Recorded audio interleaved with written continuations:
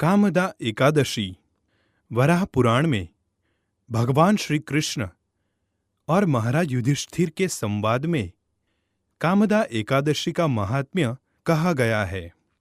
महाराज युधिष्ठिर श्री कृष्ण को कहने लगे, हे यदुवर, कृपया मेरा प्रणाम स्वीकार करे। चैत्र मास के शुक्ल पक्ष की एकादशी का वर्णन करे। इस व्रत की विधि और उसका पालन करने से होने वाले लाभ का वर्णन करे। भगवान श्री कृष्ण ने कहा, प्रिय युधिष्ठिर महाराज, पुराणों में वर्णित एकादशी का महात्म्य सुनो। एक बार प्रभु रामचंद्र के पितामह महाराज दिलीप ने अपने गुरु वशिष्ठ को यही प्रश्न पूछा था। वशिष्ठ जी ने कहा, हे राजन, निश्चित आपकी इच्छा पूर्ण करूंगा। इस एकादशी को कामदा कहते हैं।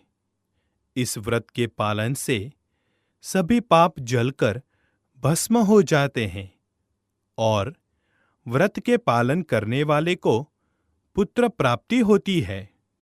बहुत वर्ष पहले रत्नपुर अर्थात भोगीपुर राज्य में पौंड्रिक राजा अपनी प्रजा गंधर्व किन्नर के साथ रहते थे। उसी राज्य में अप्सरा ललिता अपने गंधर्व पति ललित के साथ रहती थी। उनका एक दूसरे पर बहुत प्रेम था। प्रेम इतना प्रगाढ़ था कि एक क्षण भी एक दूसरे के बगैर वे नहीं रहते थे। एक बार पौंड्रिक राजा की सभा में सब गंधर्व नृत्य और गायन कर रहे थे। उसमें ललित गंधर्व भी था। पत्नी सभा में न होने के कारण उसका नृत्य और गायन ताल में नहीं था। वहां प्रेक्षकों में कर्कोटक नाम का सर्प भी था। उसने ललित के विसंगत नृत्य और गायन का रहस्य जाना और राजा को उसी प्रकार बताया। राजा बहुत क्रोधित हुए। उन्होंने ललित को श्राप दिया, हे पापात्मा, अपने स्त्रीपति कामासक्ति के कारण तुमने नृत्य सभा में विसंगति निर्माण की है, इसलिए मैं तुम्हें नरभक्षक बनने का श्राप देता हूं। पौंड्रिक के श्राप मिलते ही ललित को भयंकर नरभक्षक राक्षस का रूप मिला। अपने पति का भयानक रूप देखकर ललिता को बहुत दुख हुआ। फिर भी सभी मर्यादाएं छोड़कर वो अपने पति के साथ वन में रहने लगी। वन में भ्रमण करते हुए विंध्य पर्वत के शिखर पर पवित्र श्रृंगी ऋषि का आश्रम ललिता ने देखा और तुरंत आश्रम में जाकर ऋषि के सामने उसने प्रणाम किया। उसे देखकर श्रृंगी ऋषि ने पूछा, तुम कौन हो? तुम्हारे पिता कौन है? तुम यहां किस कारण से आई हो? ललिता ने कहा, हे ऋषिवर, मैं ललिता वृंदावन गंधर्व की कन्या हूं।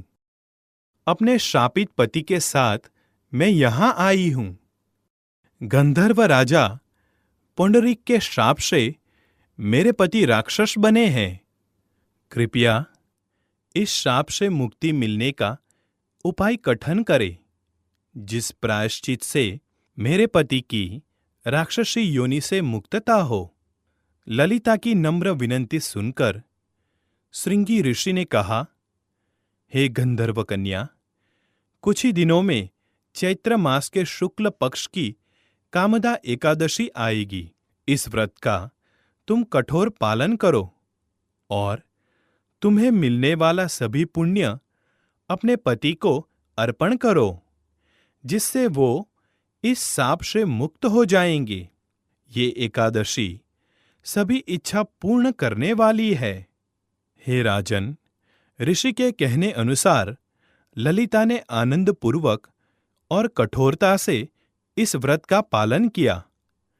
द्वादशी के दिन भगवान वासुदेव और ब्राह्मणों के समक्ष उसने कहा, मैंने अपने पति की श्राप से मुक्तता कराने के लिए इसका पालन किया है। इस व्रत के प्रभाव से मेरे पति शाप मुक्त हो जाएं। और आश्चर्य नरभक्षक ललित पुनः गंधर्व बना। उसके बाद ललिता और ललित सुख से रहने लगे।